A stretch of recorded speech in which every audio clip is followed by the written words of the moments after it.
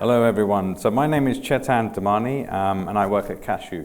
So today I'm going to be presenting some of the findings that we captured from running a campaign for TripAdvisor. I'm going to go through 10 specific lessons that we learned from running the Alexa Explore Abu Dhabi campaign for TripAdvisor. So as I said, I'm Chetan. I'm the co-founder of a company called Cashew, and this specific presentation is something that you should definitely be listening to if you're looking to find out how to run paid-for campaigns to drive users to your Alexa experience or to a skill that you've built. So to start off with, I've got some numbers. So 31% of all media time is currently audio. So, the rest of the media time is on smartphones or on TV and things like that. So it's quite a large portion of actual media consumption which actually happens on audio.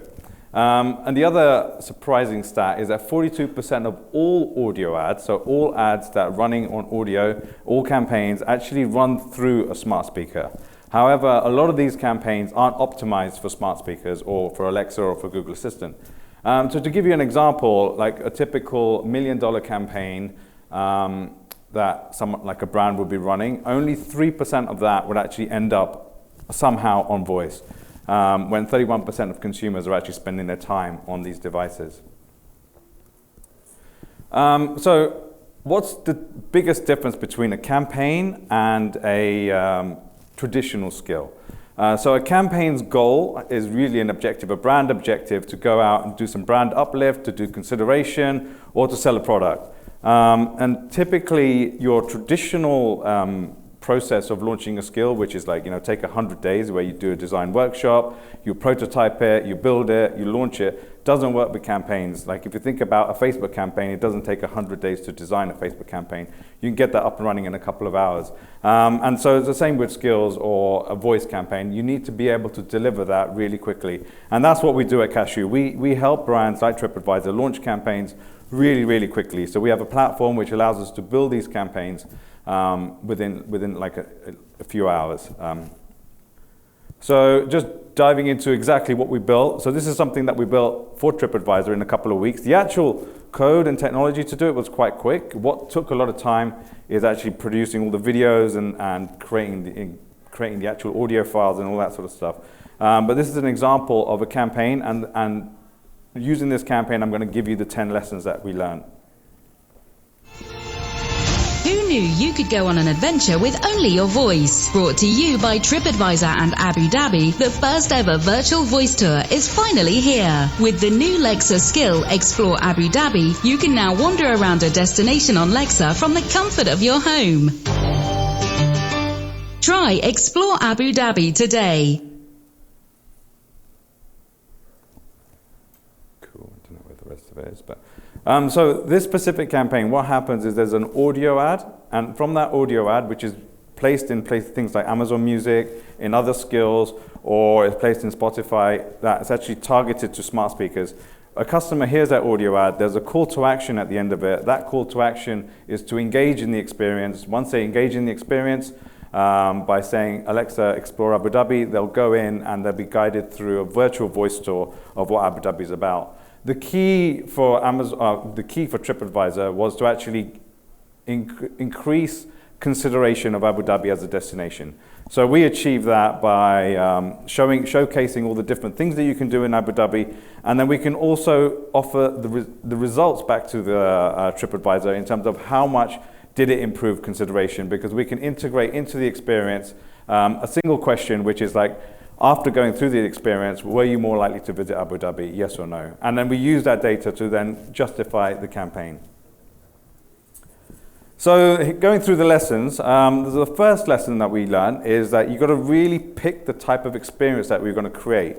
You can't have an overly complex experience because it's got to be you've got to be able to communicate the message within 30 seconds, a 30-second audio ad. So typically, you would design either a piece of entertainment or utility. And when you're doing that, you'll either have a fun piece of entertainment or a serious utility or entertainment. And in this particular case, we decided to create a serious utility. So this, I don't know if you, like about 10 years ago when mobile apps started coming out. It was important to have a mobile app which only did one thing and did that one thing amazingly well. And nowadays you get mobile apps which are multifunctional, but 10 years ago it was just a mobile app to do one thing. So an example would be eBay would have an app to sell and an app to buy. Now they've been able to join them together as consumers are more used to exactly the type of functionality they're going to get. So it's the same with these skills that we're building. They have to focus on one thing and do it amazingly well. The second lesson is that you have to really identify the metrics that are going to be important for the brand. So if you're going to run a campaign, you have to align to the metrics that they're going to be judged on. So there's 3 key metrics that most brands are judged on, or marketing directors are judged on, and that's like how much brand uplift they could achieve with this campaign, the amount of consideration, like the amount of people that started considering your product after listening to the message, and then obviously the key one, which is sales. So you have to, if they are being measured on uplift, consideration, or sales, you have to make sure the campaign is actually aligned to those specific metrics, and those are the metrics that you're going to be measuring. The third lesson is, so we're doing a lot of these campaigns, is to make sure that the consumer is going to be delighted. The consumer is going to feel some sort of magic after playing with the experience. So adding things like sound, video, it's all really important, and things like making sure Alexa sounds good, and her tone of voice is exciting. So having some sort of conversational magic is important to make sure the consumer who experiences this specific experience is actually going to be delighted after they've been through it. We test with real users. So one of the things that we do is that we have a panel of about 2,000 users who use Alexa, and it's called RoboCrowd. So once we've built the experience, before we launch it into the real world, we can quickly test in like 24 hours, give it to those users, and they'll give us some feedback in terms of what they thought of the experience, and then we incorporate that feedback back into the conversation. So one of the things that we learned from our stuff was that a lot of the consumers who were engaging with the experience, they were the super users. They were the guys who had screens and everything. And so when they were engaging with the experience, the feedback that we received is that multimodal is super important, especially for campaigns.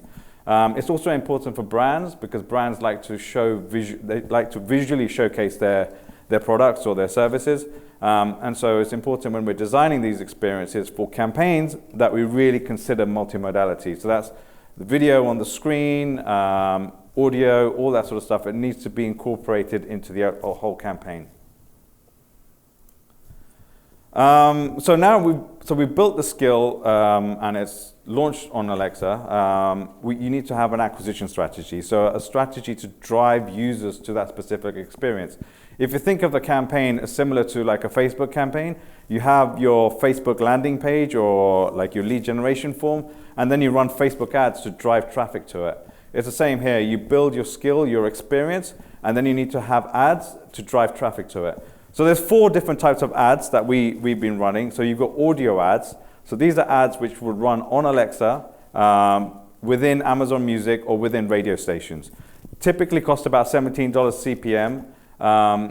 With a well-designed ad, you're going to get performance of about 0.4%. In skill ads, so these are ads which run inside skills.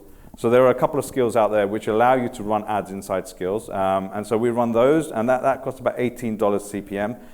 Performance there is about 1%. The reason it's a higher performance is because you have that lean forward audience who's actually engaging with an experience, and therefore they actually hear the ad and they engage with it. Whilst the radio audience is usually a lean back, ambient audience which may not hear your ad, but we have some tactics that we deploy to make sure that the ad does stand out even in that environment.